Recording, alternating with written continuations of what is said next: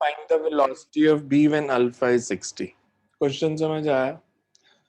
हमें दिया रॉड के दो एंड्स पे दो ऑब्जेक्ट्स कनेक्टेड हैं, से ए की वेलोसिटी v है, बी की वेलोसिटी बतानी है। मतलब रॉड थोड़ी देर के बाद अपनी पोजीशन चेंज करेगी, तो हमें बताना है जब ये एंगल 60 है,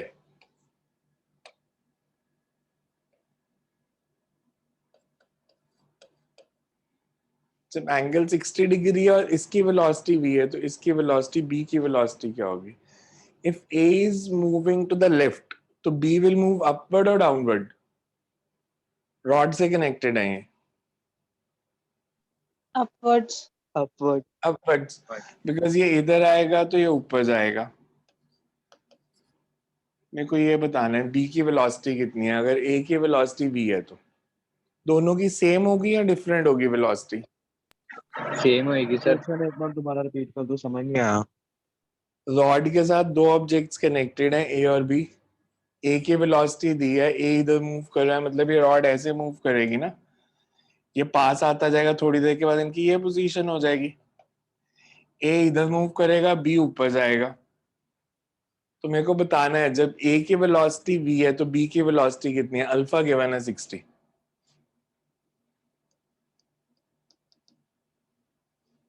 इसकी वेलोसिटी गिवन है, इसकी बतानी है। अब ध्यान से अगर हम देखें तो a और b दोनों की मोशन वन डायमेंशनल है या टू डायमेंशनल है? One dimensional. One dimensional move तो ये स्ट्रेट लाइन में ही कर रहे हैं, ए इधर मूव कर रहा है, बी इधर मूव कर रहा है, पर इन दोनों के वेलोसिटी में क्या रिलेशन है? ये एक ही वेलोसिटी से मूव करेंगे या अलग अलग? सेम से। सेम। तो सेम। Same. सोच लो, अगर इनकी वेलोसिटी सेम होती तो मैं क्वेश्चन टेकअप ही नहीं करता क्लास में, मैं इसको होमवर्क में देता। फिर होमवर्क में मैं वो क्वेश्चन देता हूँ जो आपसे हो जाएंगे आराम से। मेरे को नहीं लगता इनकी सेम वेलोसिटी होनी चाहिए,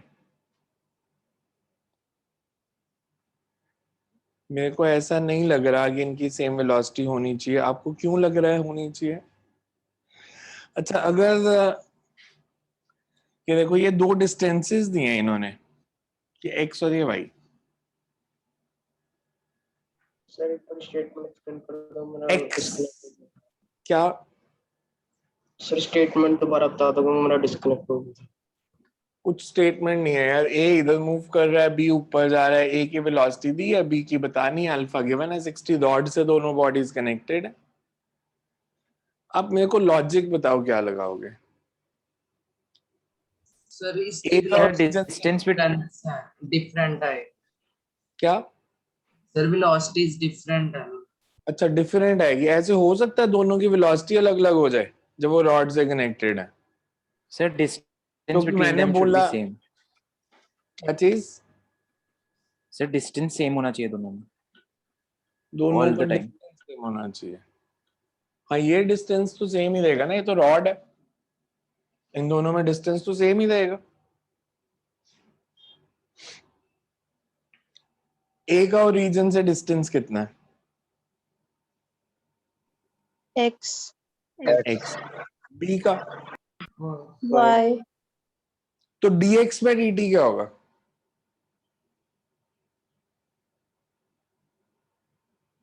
जिस रेट से डिस्टेंस कम हो रहा है उसको क्या बोलेंगे?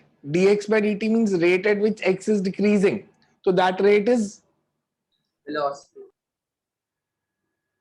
velocity of A. a। जिस रेट से y बढ़ेगा, dy by dt, that is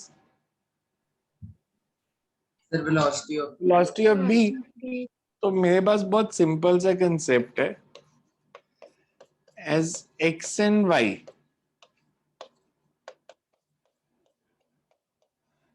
represent distance of a and b from a region,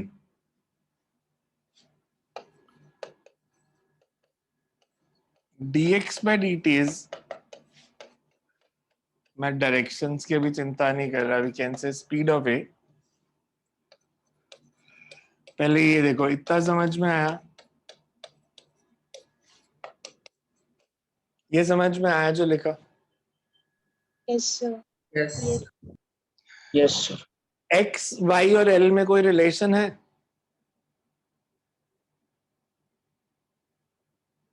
x I Y square. और एल L square is equal to x square plus y square.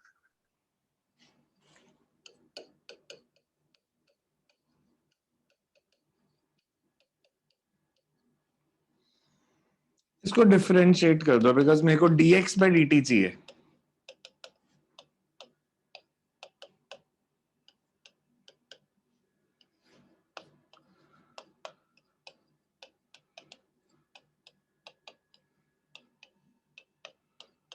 मैंने दोनों sides को time के साथ differentiate कर दिया. X square के डिफरेंशिएशन क्या होगी? 2x. 2x.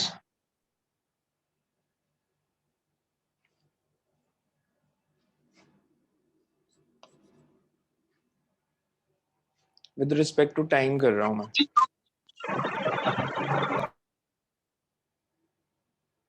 फॉर्मूला याद है डिफरेंशिएशन में क्या लिखा था?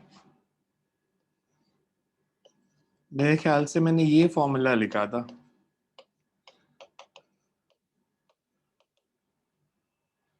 याद है? 0. Yes, sir. Yes. Yes, sir. sir. है ना? With respect to X. यहाँ तो मैं विद ऊपर एक्स है नीचे टाइम है, तो मैं इसको ऐसे लिखता हूँ.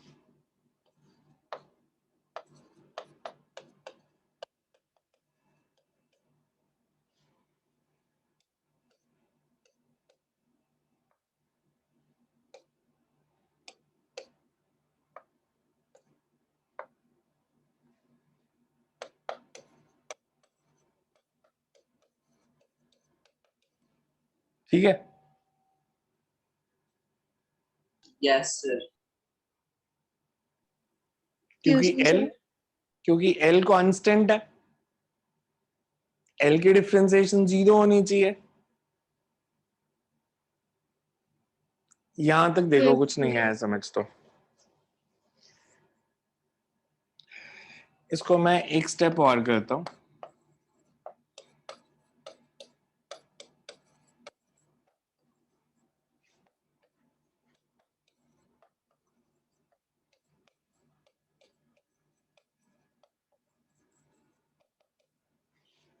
धीरे धीरे इतने स्टेप करने छोड़ दूंगा मैं. अभी मैं सारे स्टेप लिख के बता रहा हूँ.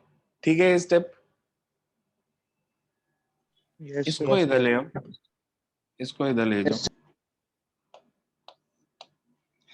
D by D X of X square क्या होगा?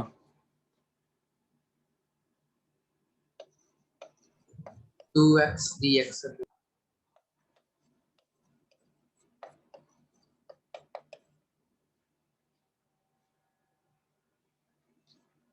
तो D Y by D T किसके इक्वल आ गया?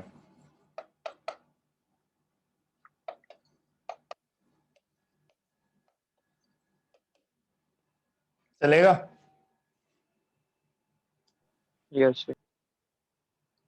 अब डायग्राम पे आओ. X by Y, X by Y किसके इक्वल है? tan 60 cot 60.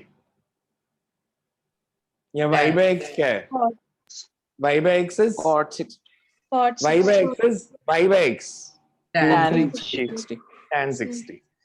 तो मैं इसको ऐसे लिख दूं.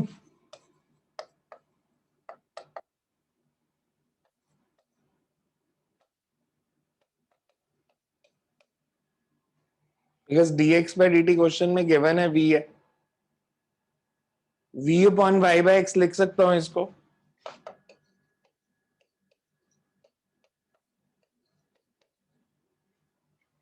tan 60 की वैल्यू. सर आप ये वाला स्टेप एक मिनट एक्सप्लेन करोगे? ये स्टेप समझ आया? No sir. तो इसके बाद मैंने y इसको ऐसे लिख दिया. dx by dt हमें गिवन है, v है, dy by dt बताना है. मतलब अगर मैं आपसे पूछूं a की और b की वेलोसिटी सेम कब होगी? जब थीटा कितना होगा, ये एंगल? 0. 45। Sir, 45. हमारे पास फॉर्मूला क्या बना है, v बाय tan थीटा, तो थीटा 45 होगा तो tan 45 आ जाएगा। नेगेटिव साइन क्या सिग्निफाई कर रहा है, नेगेटिव क्या सिग्निफाई कर रहा है, डायरेक्शन। नेगेटिव साइन सिग्निफाई कर रहा है कि अगर x की वैल्यू कम हो रही है तो y की वैल्यू बढ़ रही है। इनमें से एक डिस्टेंस हमेशा कम होगा, एक बढ़ेगा। मतलब अगर dx बाई dt नेगेटिव में है तो dy बाई dt पॉजिटिव में आएगा।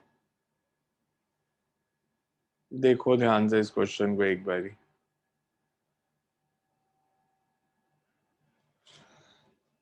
कोई स्टेप नहीं आ रहा समझ तो। सर 45 डिग्री पे सेम कैसे होगा? अगर यहाँ पे 60 की जगह 45 होता तो क्या आंसर आता? -v।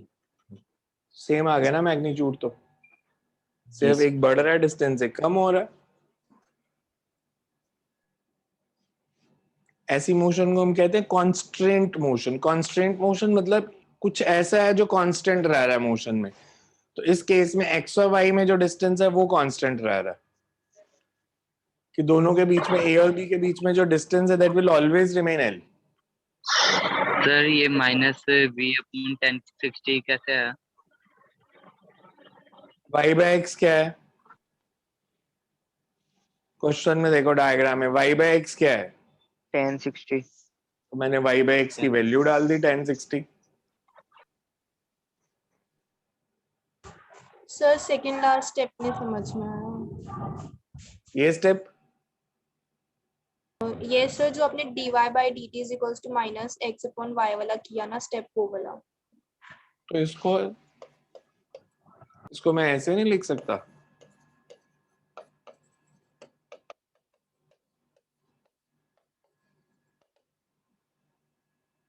लिख यस सकता सर। हूँ कि नहीं लिख सकता? तो ये कैंसिल और ये वाई नीचे ले गया मैं।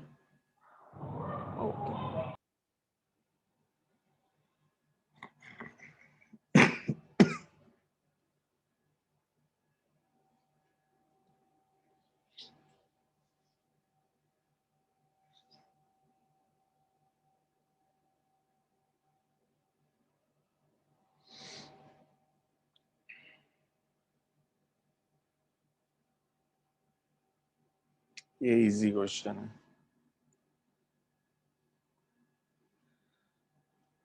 Draw displacement time and acceleration time graph for the VT graph given in figure. Velocity time दिया है, ये 10 है, this is 5। क्लियर नहीं है तो मैं लिख देता हूँ, ये 5 है, this is 10, this is 12, this is 10। Velocity time graph दिया है, time in second, velocity in meter per second। हमने इसका एक्सेलरेशन टाइम ग्राफ बनाना है और डिस्प्लेसमेंट टाइम ग्राफ बनाना है। सो इस ग्राफ से दो ग्राफ और बनाओ। वीटी मैंने दे दिया, एक्सटी और एटी आपने बनाना है। You can assume the body starting from a region. You can assume the body is starting from a region. Draw the graph.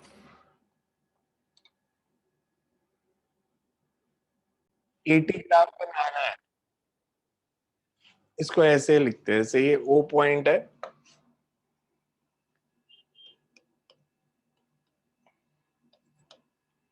अगर मैं पूछूं ओ से ए वेलोसिटी बढ़ रही है कम हो रही है? ओ से ए इंक्रीज। इंक्रीजिंग। इंक्रीज। कितनी बड़ी? 0 से 10। 10। टाइम कितना लिया? 5 सेकंड। 5 सेकंड। इस रीजन में acceleration let it be a1। A से B velocity constant. Acceleration 0। B से सी वेलोसिटी कम हो रही है तो एक्सेलरेशन a3।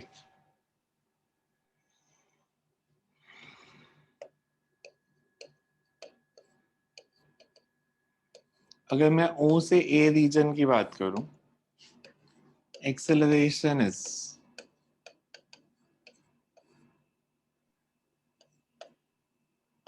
ये टाइम t1, 2 मीटर पर second. Okay, this comes out to be So 2 meter per second. 2 meter per second square. A2 is 0. So minus.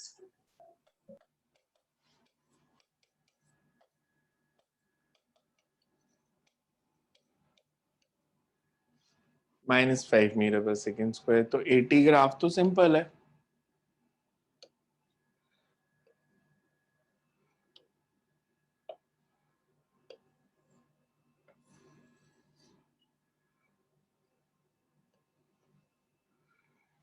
Zero से A तक acceleration is +2.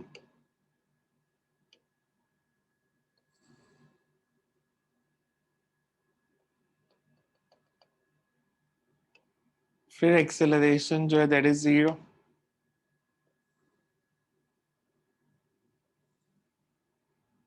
for next 5 seconds and for next 2 seconds it is -5.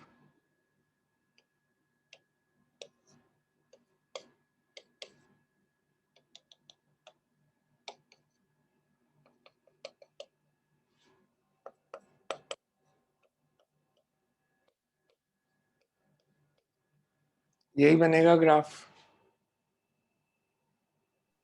Yes. कि 0 से 5 second तक acceleration 2 है, 5 से 10 तक acceleration 0 है और 10 से 12 तक एक्सेलरेशन -5 है. डिस्प्लेसमेंट टाइम इसका. अच्छा, अगर मैं इसमें पूछूं एरिया अंडर एक्सेलरेशन टाइम क्या रिप्रेजेंट करता है, ये एरिया क्या रिप्रेजेंट करता है? Displacement. Change in velocity. Change in velocity. ये एरिया कितना है? 10. 10. 10. 10. तो 0 से A तक चेंज इन वेलोसिटी इज 10. इधर कोई एरिया नहीं है तो चेंज इन वेलोसिटी 0. इधर चेंज इन वेलोसिटी कितना है, एरिया कितना है? 5 × 2. 10. So change in velocity is, because ये -5 लेंगे तो -10 ले सकते हो. So area under AT graph जो होता है that represents change in velocity.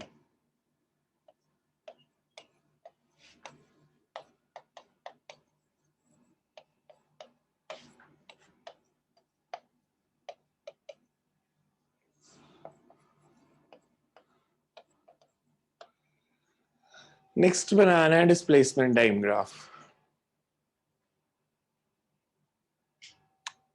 कैसे बनाए? सर पहले बॉडी ने accelerate Area under VT graph.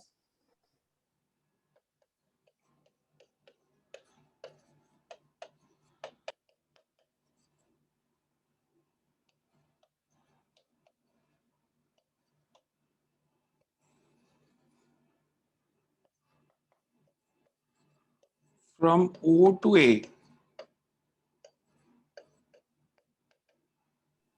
50.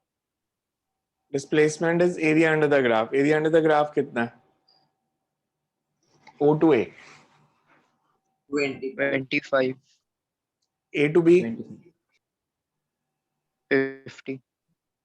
50. And B to C, 10. 10. 10. 10. 10.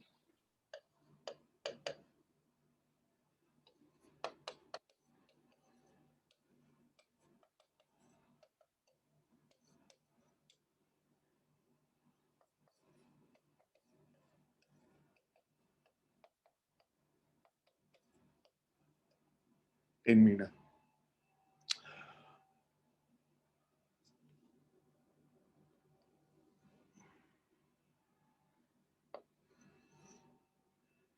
O to A, accelerated motion है या constant velocity है या retarded है?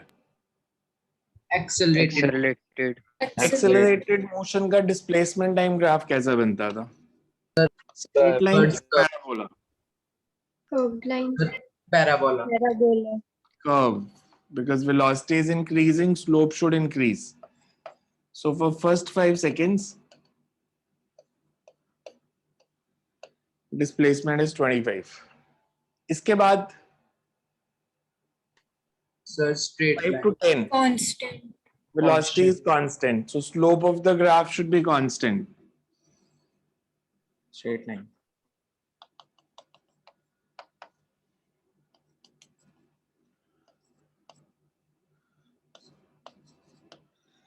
$75 मीटर पे पहुंच जाएगी बॉडी, बिकॉज टोटल इन दोनों को ऐड कर दिया। तो पहले 25 मीटर फिर 50 मीटर और। इसके बाद ग्राफ ऊपर जाएगा या नीचे आएगा? डिस्प्लेसमेंट टाइम है। Sir, retardation हुई है, वो नीचे आएगा। नीचे आएगा। डिस्प्लेसमेंट कम हो रही है या ऊपर जाएगी। डिस्प्लेसमेंट बढ़ रही है? बढ़ रही है इसमें। वेलोसिटी कम हुई है, डिस्प्लेसमेंट तो बढ़ ही रही है अभी भी। वेलोसिटी कम हुई है, डिस्प्लेसमेंट बढ़ रही है।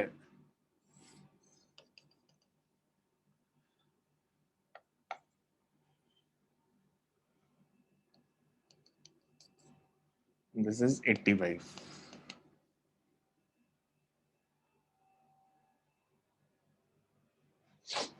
डिस्प्लेसमेंट नेगेटिव में होती अगर ये वीटी ग्राफ एक्सेस से नीचे आ जाता। वेलोसिटी ने डायरेक्शन नहीं बदली, वेलोसिटी थ्रू आउट पॉजिटिव है। अगर वेलोसिटी थ्रू आउट पॉजिटिव है, वेलोसिटी अपनी डायरेक्शन चेंज नहीं कर रही, तो डिस्प्लेसमेंट हमेशा बढ़ेगी। ये डिस्प्लेसमेंट टाइम ग्राफ नीचे की तरफ तब आता है जब वेलोसिटी अपनी डायरेक्शन बदले। अगर ये ग्राफ इसके आगे भी दिया होता है ऐसे, तो हम चेंज करते हैं डिस्प्लेसमेंट की डायरेक्शन। जब तक वेलोसिटी टाइम ग्राफ एक्सिस के ऊपर है, तो आप डिस्प्लेसमेंट को बढ़ाओगे ही। देखो ये समझ में आया?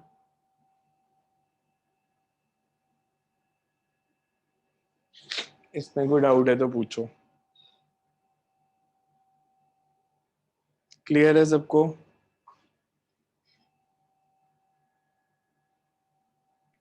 Yes sir. Yes, sir. तो फिजिक्स के न्यूमेरिकल स्टेप वाइज अप्रोच करोगे तो दे आर नॉट डिफिकल्ट। एक और देता हूं इसके जैसे ही।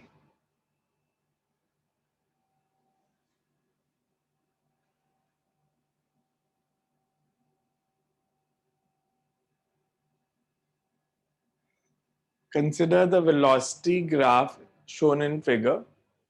Assuming x is equal to 0 and t is equal to 0, write algebraic expression for xt, vt and at.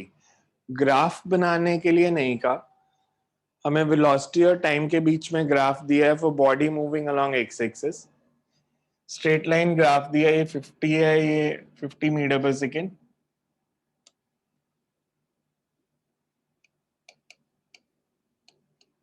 ये -50 मीटर पर सेकेंड। ये 10 सेकेंड है, सिमेट्रिक ग्राफ है, तो ये 5 सेकेंड ही होगा हमेशा। सो ये ग्राफ दिया। हमने इससे xt, vt और at रिलेशन बताना है कि how velocity varies with time, how acceleration varies with time and how displacement varies with time. xt, vt और at रिलेशन क्या बनेगा?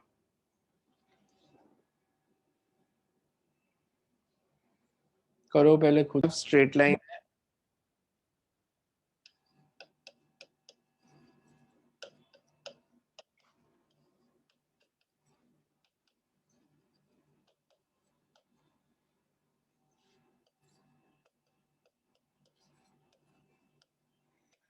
अब मैं उसको 5 सेकेंड्स के लिए भी निकाल सकता हूँ, 10 सेकेंड्स के लिए भी निकाल सकता हूँ।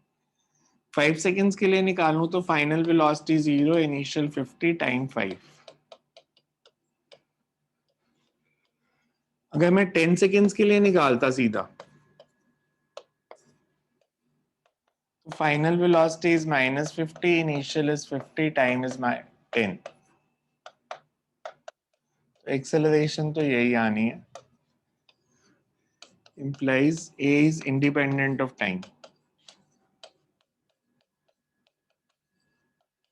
Sir, velocity is equal to -10 into 10.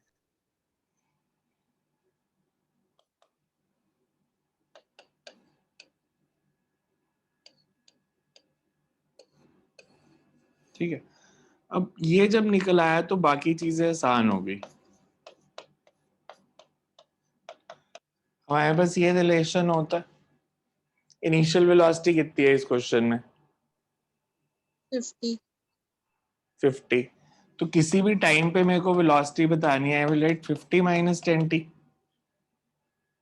यही बनेगी रिलेशन, a की वैल्यू -10 है, u की वैल्यू 50 है। और अगर मेरे को पोजीशन टाइम बताना है s और x, तो मैं उसको ऐसे लिख सकता हूं, ut plus half at square. Excuse me sir. हाँ जी। सर हम वीटी का जो रिलेशन है हम वो जो लाइन से नहीं कर सकते, y is equal to mx plus C. जरूरत ही क्या है, मतलब इजी मेथड करो, घर जाके सेम ही आएगा, बट ये इजी है ऐसे करना।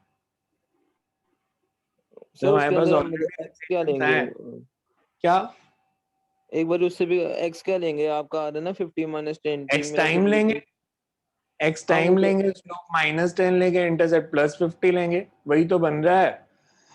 अरे यार क्या हो गया, ये देख, इसकी जगह y, इसकी जगह x, इसकी जगह m, इसकी जगह इंटरसेप्ट।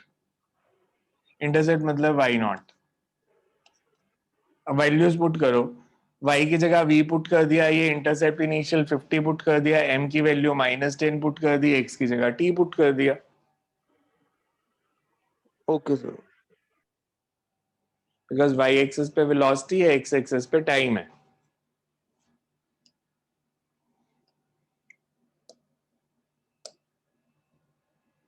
सर एक मिनट, वो पेज पर रोटेट करना, वो लिखना था last.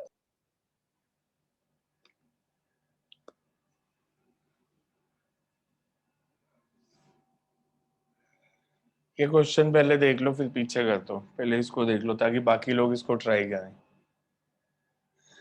A particle is thrown upward from the surface of Earth. Let Tp be the time taken by the particle to travel from point P above the Earth to the highest point and back to the point P. Similarly, Tq be the time taken by the particle to travel from another point Q above the Earth to its highest point and back to Q. If distance between P and Q is h, the expression for acceleration due to gravity in terms of Tp, Tq and h is show करना है, हमें ऐसे बोला।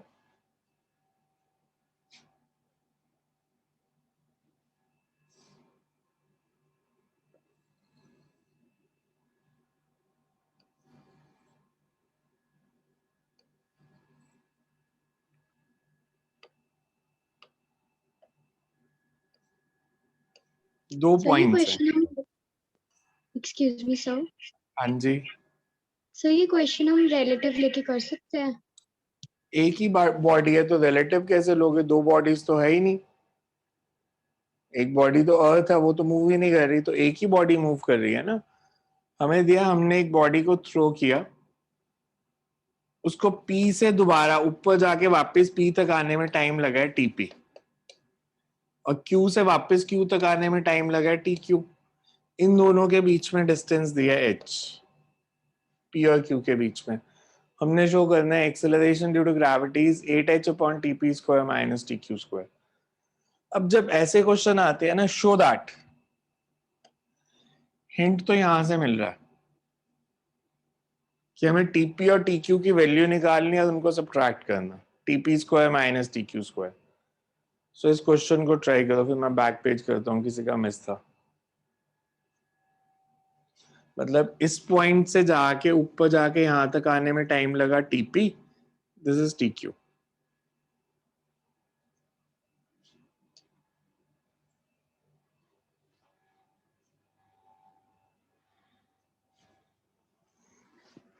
करो उसको solve.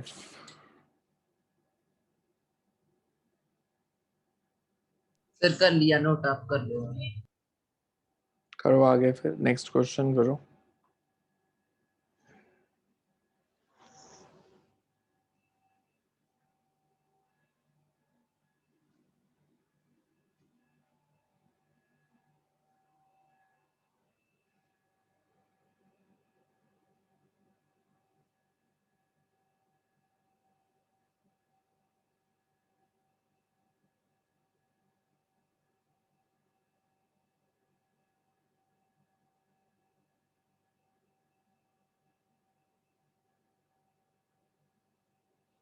कैसे करें?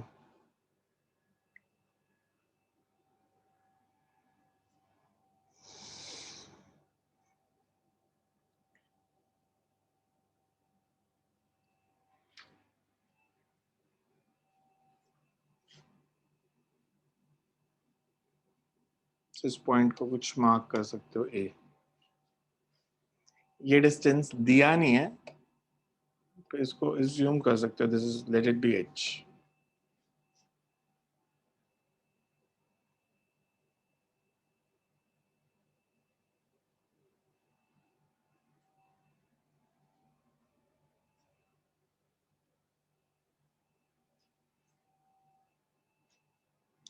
हमने याद है एक बॉडी को अगर हम ड्रॉप करें हाइट एच से तो उसके नीचे पहुंचने का टाइम कितना था?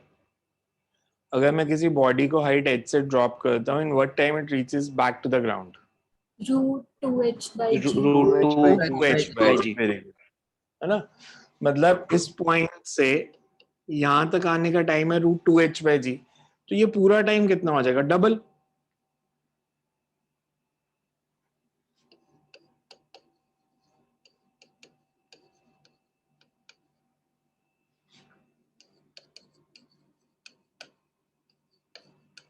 Time taken to move from Q to Q, मतलब ये जो टाइम है TQ, मतलब Q से A और वापस A तक, दिस इज ट्वाइस ऑफ, ऐसे लिख सकता हूं। और इसको मैं ऐसे भी लिख सकता हूं। Similarly TP, TP means P से A और बैक टू P, इसको क्या लिख सकता हूं? ब्रैकेट में क्या लिखूं? Small H plus sir B small h H plus capital small H. H H plus divided by G. ठीक है, तो TP square minus TQ square क्या होगा? बिकॉज ये प्रूफ करना है, तो TP square minus TQ square किसके इक्वल आएगा? 4 into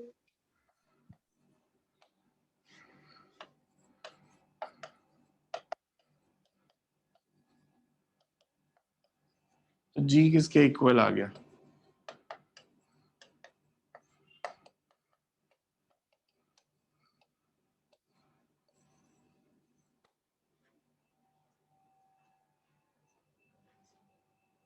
G is 8h upon TP square minus TQ square.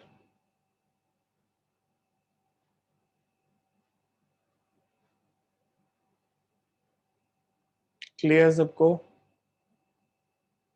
yes sir.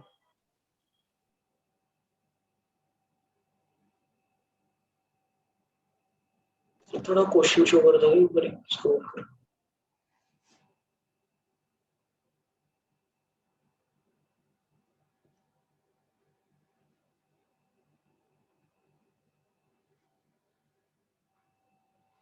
Sir question की पिक्चर क्लियर नहीं है प्रॉपरली, वो लाइट पड़ रही है उसमें। हमें कहा है कि यहाँ से ऊपर जाके वापस यहाँ तक आने में TP टाइम लगा, ये TQ लगा, तो हमें ये शो करना है कि G की वैल्यू क्या होगी।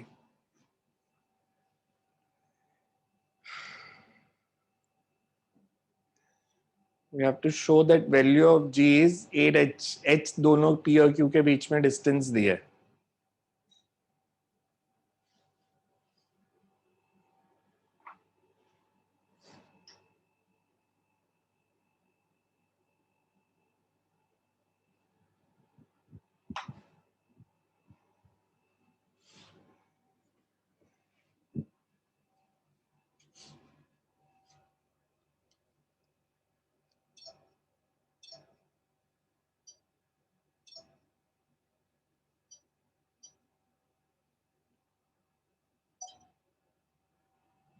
अब क्लियर है question? Yes sir. yes sir.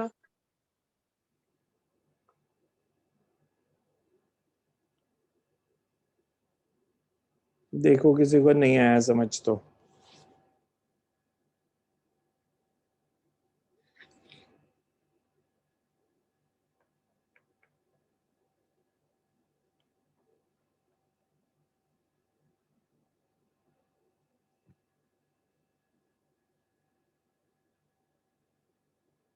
Next is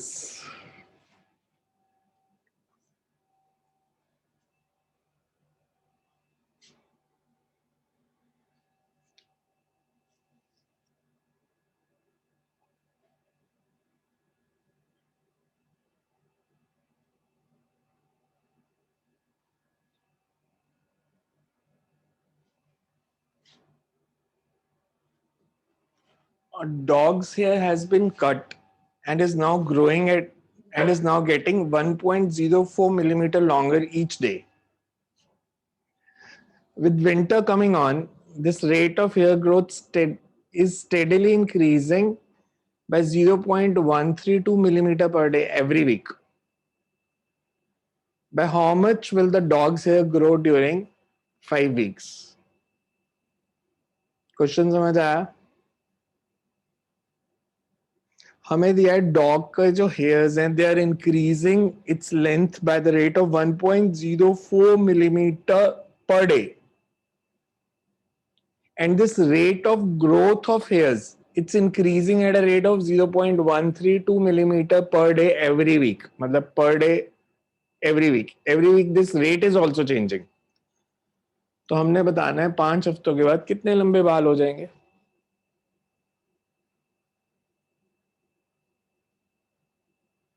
ध्यान से पढ़ो, समझो एंड करो. सेम ही आंसर आना चाहिए. आंसर सेम ही आएगा. अगर आप इसको ऐसे नहीं करते ना, कन्वर्जन कर लेते हो, तो फिर आपको करना है 1.05 into 35 days plus 0.132 days into 7 week की जगह 7 days लिख देंगे और ऊपर टी स्क्वायर इज 35 का स्क्वायर. इससे भी आंसर वही आना, बिकॉज 35 into 35 डिवाइडेड बाय 7 तो वही आ गया 35 into 5.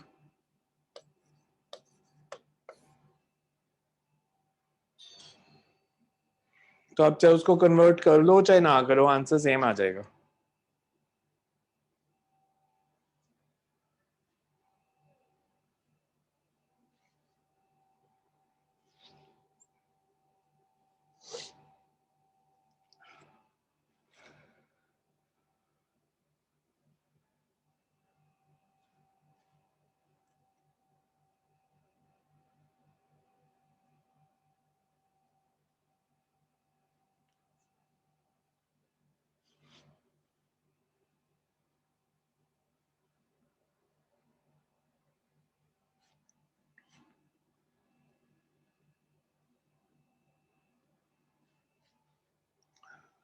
A motorcycle officer hidden at an intersection observes a car that ignores the stop sign, crosses the intersection, and continues at constant speed.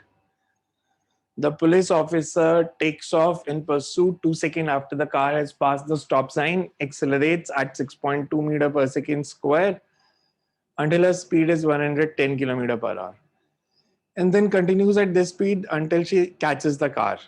At that instant, car is 1.4 kilometer from intersection.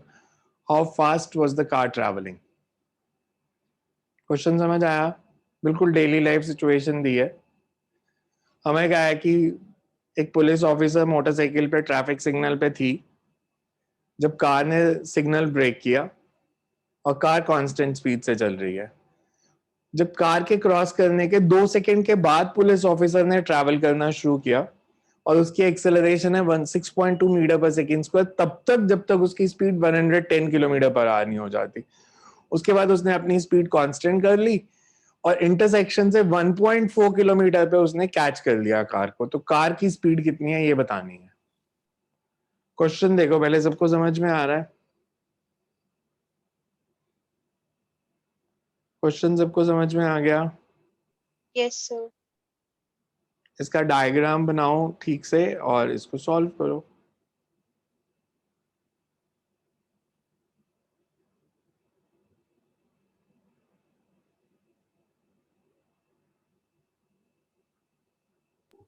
So, हाँ जी, sir, 1.4 kilometre from the intersection का क्या मतलब हुआ यहाँ पे? अगर उसका intersection मतलब उसको 1.4 किलोमीटर के बाद उसने कार को पकड़ लिया. जब उसने कैच किया उसने कहा at that instant car is 1.4 kilometre. मतलब कार ने और पुलिस ऑफिसर ने 1.4 किलोमीटर का डिस्टेंस ही ट्रैवल किया. तो पुलिस ऑफिसर पहले एक्सेलरेट किया फिर कांस्टेंट स्पीड से ट्रैवल किया, whereas car is travelling with a constant speed.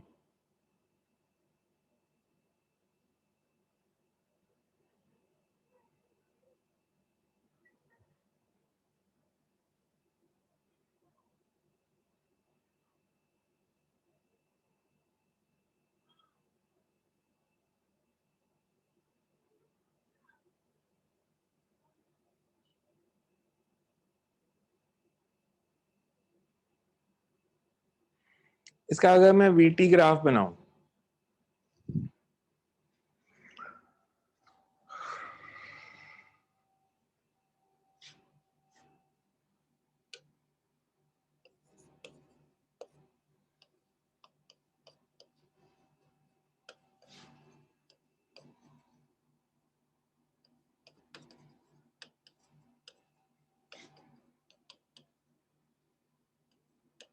तो कैसा बनेगा?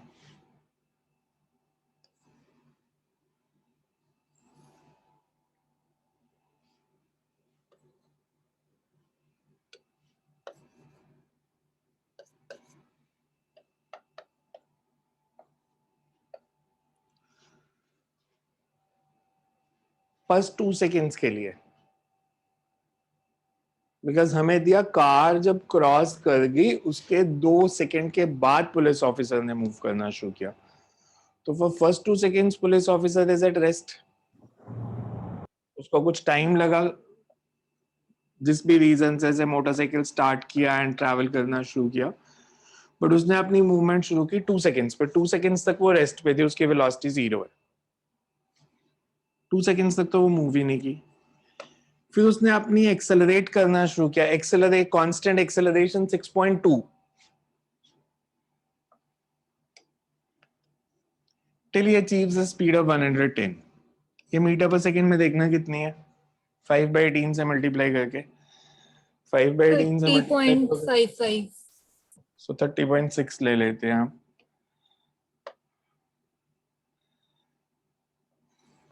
स्ट्रेट लाइन ग्राफ, और इसने स्पीड एक्वायर की 30.6। ठीक है, ये टाइम कितना लगेगा? इनिशियल स्पीड 0, फाइनल स्पीड 30.6, और एक्सेलरेशन कितनी है? 6.2। 6.2। So time for acceleration is, यही टाइम लगा। कितना आ रहा है? 30.6 डिवाइडेड बाय 6.2, 4.9 4.9। 4.9 तो ये हो गया फिर 6.9। इसके बाद वो कांस्टेंट स्पीड से ट्रैवल की और उसने कार को पकड़ लिया यहां तक जाते जाते, मान लो सम टाइम T3 के बाद। कितनी देर के लिए एक्सेलरेट की वो? डिस्टेंस कितना ट्रैवल किया? Distance for which police officer is accelerating, ये डिस्टेंस कितना है? Area under the graph, VT graph बनाया है तो area under the graph is distance for which police officer is accelerating. ये एरिया कितना है? Half into 4.9 into 30.6, 74.9। कैलकुलेशन में आपके भरोसे कर रहा हूँ, गलत मत करना, चाहे कैलकुलेटर पे करो। कितनी वैल्यू बोली है? 74.96 मीटर। ये आ गया distance for which he is accelerating. Distance travelled with constant speed कितना हो गया? टोटल डिस्टेंस कितना था? 1.4 किलोमीटर, 1400 मीटर। तो distance travelled with constant speed is 1400 minus 74.96। कितना आया?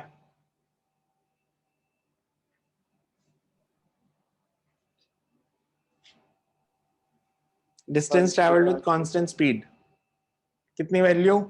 1325.0 मीटर। मतलब ये वाला एरिया जो है दिस इज 1325 ही ले लो बेशक इसको, 0.04 मीटर। ये टाइम कितना हो जाएगा?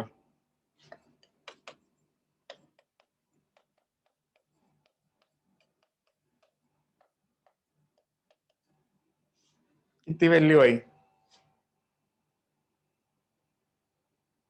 बिकॉज ये एरिया 1325 है, ये साइड 30.6, कितनी 40 पॉइंट 43.3 seconds.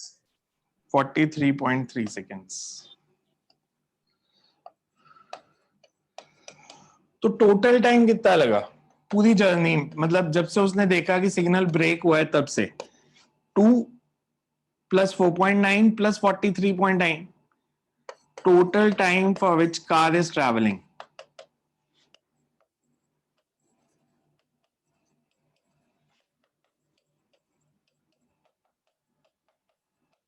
कितनी वैल्यू आई है?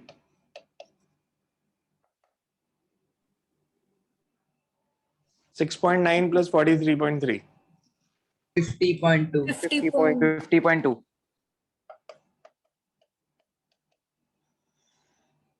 50.2 सेकेंड में कार ने डिस्टेंस कितना ट्रैवल किया है? 1400 meters. तो स्पीड ऑफ कार कितनी हो गई? जो भी आंसर आएगा दैट इज द आंसर. हमने क्या किया, हमने पुलिस ऑफिसर के लिए सॉल्व कर लिया सारा, बिकॉज कार तो कांस्टेंट स्पीड से ट्रैवल कर रही थी. तो पुलिस ऑफिसर ने कितना टाइम लिया उसको पकड़ने में वो निकाल लिया, और फिर कार की स्पीड हमें पता निकालनी है, तो कार ने डिस्टेंस ट्रैवल किया 1400, टाइम लिया 50.2, तो आंसर आ जाएगा. Excuse me sir. हाँ जी. सर एक चीज नहीं समझ आई सर, वो स्टार्टिंग में जो आपने T2 = 30.6 - 0/6.2 किया सर, ये क्या है? क्या वो हमने टाइम निकाला ना, टाइम का फॉर्मूला क्या होता है? v - u/a. v = u + at होता है ना, तो t क्या हो जाएगा? v - u/a. v भी पता है, u भी पता है, a भी पता है, तो टाइम निकाल लिया मैंने T2. Okay sir.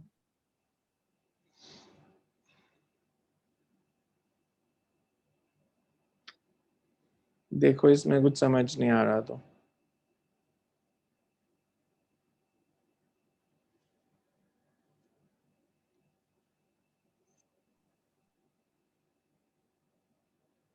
क्लियर है सबको? सर ऐसे क्वेश्चन स्कूल एग्जाम में आते हैं कि कॉम्पिटिटिव के लिए? यार ये जो चैप्टर मैं करा रहा हूँ ना, 1D मोशन इन 1D, ये मेंस लेवल तक का चैप्टर है. मेंस या NEET, this is not an IIT chapter. इसमें कुछ ऐसा हम कर नहीं रहे कि IIT में पूछा जाए, because these are very basic question जो होते हैं, और ऐसे क्वेश्चन तो स्कूल में आ ही सकते हैं. इसमें कुछ है नहीं कि स्कूल में ना पूछा जाए. NCERT में भी ऐसे क्वेश्चन है. वो जो आपने 13 क्वेश्चन दिया वो कुछ कुछ ऐसा ही है जो अब 13 डाउट में कुछ लोग बोल रहे थे. It's similar to that. School के लिए जो मैंने असाइनमेंट ये दिया है ना 30 क्वेश्चंस की, आज 15 कल भी 15, अगर वो कर लोगे तो स्कूल के लिए तो वो सफिशिएंट हो जाएगी. स्कूल में जनरली उसी तरह के क्वेश्चन आते हैं. ये सब हम इसलिए करते हैं बिकॉज ये जो सब कंसेप्ट्स हैं आगे जाके दूसरे चैप्टर्स में यूज होने हैं.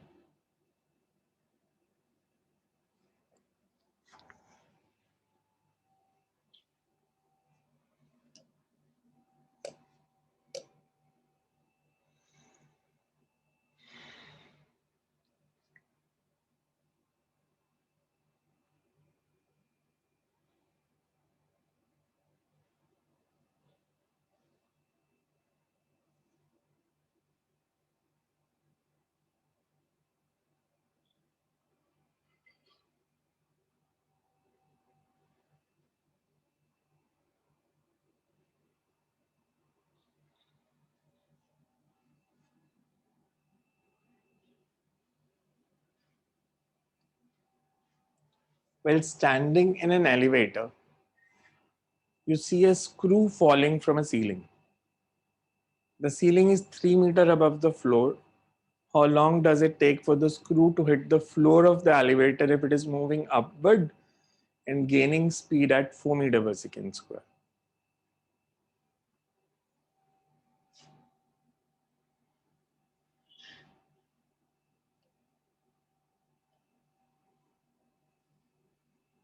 So ये मेरे पास एक एलिवेटर है.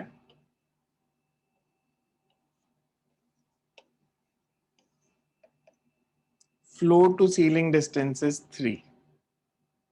It's moving upward.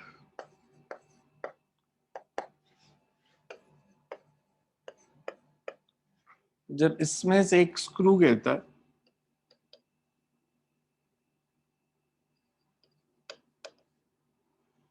हमने बताना है उसको नीचे पहुंचने में कितना टाइम लगेगा।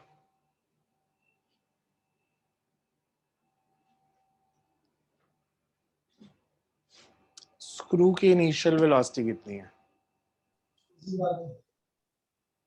स्क्रू 0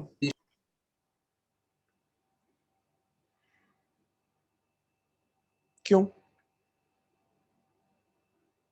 एलिवेटर मूव नहीं कर रहा, तो जो एलिवेटर की वेलोसिटी है वही स्क्रू की नहीं होगी? एलिवेटर मूव कर रहा है, अगर आप कार में जा रहे हो तो कार के अंदर जो भी चीज है उसकी वही वेलोसिटी होगी जो कार की है। तो ये एलिवेटर कार है, अगर एलिवेटर मूव कर रहा है ऊपर यू से,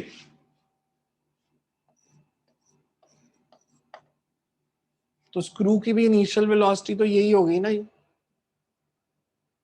जो फ्लोर की है। ये तो है नहीं कि फ्लोर और छत की वेलोसिटी अलग अलग है एलिवेटर की। तो ये जो स्क्रू गिरा इसकी भी जो इनिशियल वेलोसिटी है दैट इज यूएफ। इसकी एक्सेलरेशन कितनी है स्क्रू की जब ये गिर गया? सर प्लस -10 मीटर पर सेकंड स्क्वायर। जी फ्लोर की एक्सेलरेशन कितनी है? 4 मीटर पर सेकंड स्क्वायर।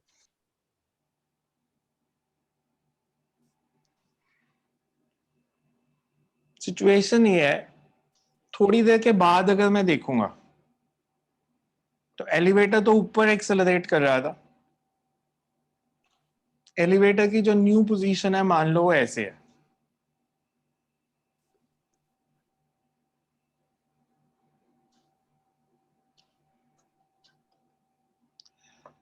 मतलब एलिवेटर कितना ऊपर आया, लेट इट बी वाई। ये एलिवेटर की डिस्प्लेसमेंट है वाई। स्क्रू की कितनी है?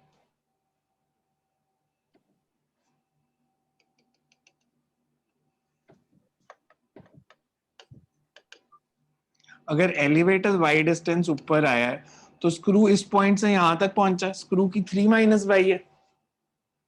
क्लियर है ये? Yes sir. रिलेटिवली करते हैं। सर ये इनिशियल रिलेटिव -5 वाला नहीं समझ आया। ये अगर वाई डिस्टेंस ऊपर गया तो ये 3 माइनस वाई आया ना, ये कितना होगा? ये टोटल 3 नहीं है? Yes sir. तो फिर इनिशियल रिलेटिव वेलोसिटी कितनी है? इसकी इनिशियल वेलोसिटी यूएफ, इसकी भी यूएफ, तो relative 0 zero. 0 initial velocity zero नहीं है, रिलेटिव वेलोसिटी जीरो है। रिलेटिव एक्सेलरेशन, दोनों की एक्सेलरेशन सेम डायरेक्शन में ऑपोजिट, ऑपोजिट। तो ऐड करें सब्ट्रैक्ट? ऐड 40 तो relative acceleration is g plus af। तो हाँ 14 जी, सर रिलेटिव वेलोसिटी प्लस नहीं होनी चाहिए बिकॉज वो दोनों ऑपोजिट डायरेक्शन में एक दूसरे की तरफ चल गए हैं। तो सेम डायरेक्शन में है। सर बट स्क्रू तो नीचे गिर गया ना, तो अब तो उसकी वेलोसिटी नीचे को हो गई। स्क्रू वो तो बाद में हुई ना, इनिशियली जब गिरा तब तो ऊपर ही थी। इनिशियली तो ऊपर ही जा रहा था लिफ्ट के साथ। 3 meters 3 meters, तो t is equals to, ये आंसर आ जाएगा।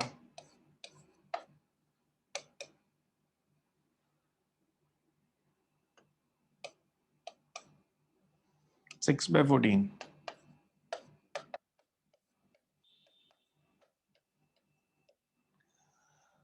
√ 3/7 seconds। ऐसा क्वेश्चन एक टेस्ट में भी दिया था मैंने, एलिवेटर वाला।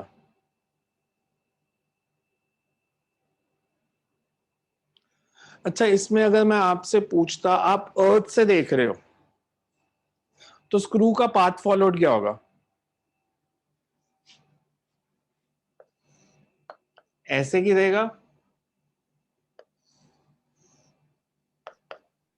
सर स्क्रू थ्रोन का up path followed sir B. B, पहले ऊपर जाएगा फिर नीचे आएगा। क्यों? बिकॉज स्क्रू की इनिशियल वेलोसिटी अपवर्ड्स है।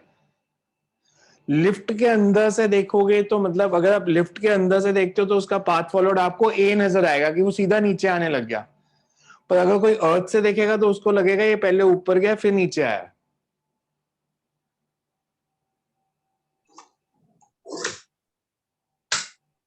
क्लियर है?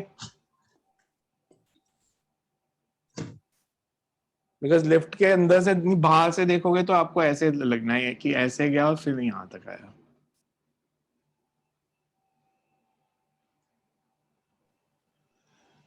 क्लियर?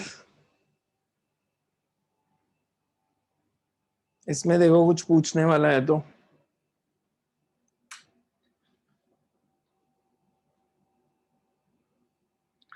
अब आपको HC के दिए थे 15 तक ऑड नंबर। चलो कल के लिए तो अभी असाइनमेंट है, वीकेंड के लिए दूंगा उसमें से होमवर्क, सॉरी यूनिवर्सिटी फिजिक्स में से। कल के लिए तो असाइनमेंट आपके पास ऑलरेडी है। Excuse me sir. हाँ जी सर उसमें आंसर्स गलत थे, आपको बताया था, आप कह रहे थे आंसर्स की PDF उसमें मतलब उसका ना कुछ हो नहीं सकता बिकॉज अगर किसी क्वेश्चन में वो मैंने देखा था वो ऑर्डर अलग है, मतलब कि जैसे जो बी पार्ट का आंसर है वो सी में दिया हुआ, उस तरह की मिस्टेक्स हैं। आप अपना देखते जाओ, अगर आपको समझना है कैसे करना है फिर पूछो। वो थोड़े बहुत एरर्स की चिंता ना किया करो कि बी का आंसर उसने सी में दे दिया। सर फिर करेक्ट आंसर कैसे पता लगेगा?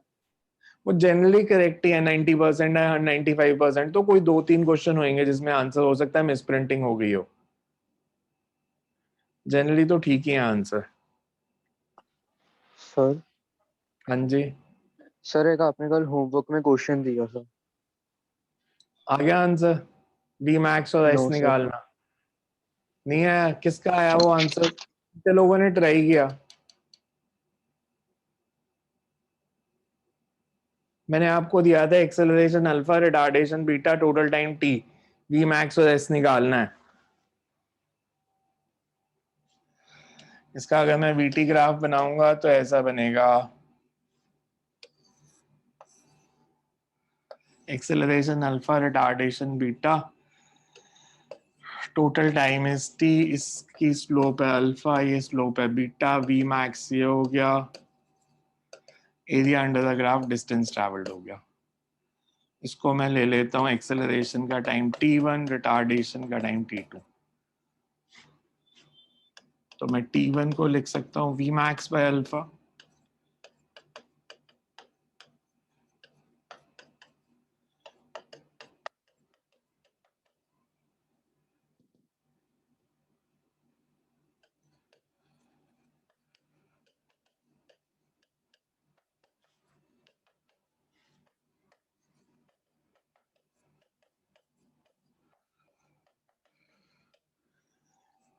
distance traveled is area under the graph,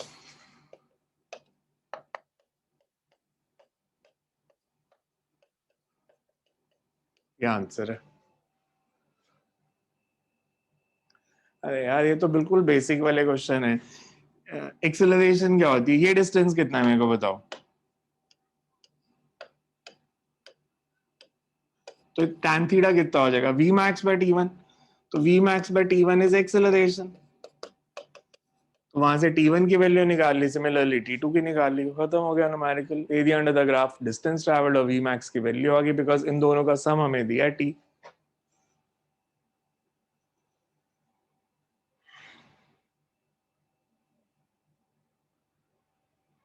so next time करते हैं इसके आगे। Excuse me sir. हाँ जी हाँ जी पूछो। सर जो डाउट है सर, डाउट्स भेजो मेरे को पहले जो आपके डाउट है, कहाँ गलत किए हैं, फिर देखता हूँ मैं, बिकॉज मेरे को देखना है आप स्टक कहाँ हो रहे हो सारे। 9 o'clock भेजना है क्या चीज? सर? 9 o'clock भेजना है आपको कि अभी भेज दें? कभी भी भेज दो, मैंने देखने बाद में ही है, मतलब मैं उसके बाद रात को ही कभी देखूंगा, भेज जब मर्जी दो। So हाँ जी कर दूंगा। सर एक असाइनमेंट का स्टेटमेंट समझना था। कौन सा क्वेश्चन था आपका? 6th क्वेश्चन था। 6th क्वेश्चन असाइनमेंट का। A blast bag is dropped from a balloon that is 300 meter above the ground, rising at a rate of 13 meter per second. हाँ, तो एक ब्लास्ट बैग मतलब यू कैन से जैसे hot air balloon होता है, उसमें से एक ऑब्जेक्ट गिरता है, उसकी इनिशियल वेलोसिटी दिया है 13, हमने बताना है वो कितनी हाइट तक जाएगा। 300 मीटर हाइट थी जब उसमें से एक बैग गिरा जिसकी वेलोसिटी 13 थी। अब इसी क्वेश्चन के हिसाब से लिफ्ट वाले के हिसाब से सोचो, जो बैग आपने ड्रॉप किया उसकी इनिशियल वेलोसिटी कितनी है? बैलून जितनी 13, जो बैलून सेम की एज है, balloon. तो वो पहले ऊपर जाएगा और फिर नीचे आएगा। तो उसकी इनिशियल हाइट पता है 300, हमने बताना है वो कितनी हाइट तक जाके नीचे आएगा। Okay sir. मतलब एक मूविंग ऑब्जेक्ट में से एक ऑब्जेक्ट को गिराया, तो जब किसी मूविंग ऑब्जेक्ट में से दूसरा ऑब्जेक्ट गिरता है तो उसकी वेलोसिटी वही होती है जो बैलून की है। मतलब जैसे बैलून में से गिर रहा है तो जो बैलून की वेलोसिटी है वही ऑब्जेक्ट की इनिशियल वेलोसिटी लेके सॉल्व करना। Okay sir. Thank you sir.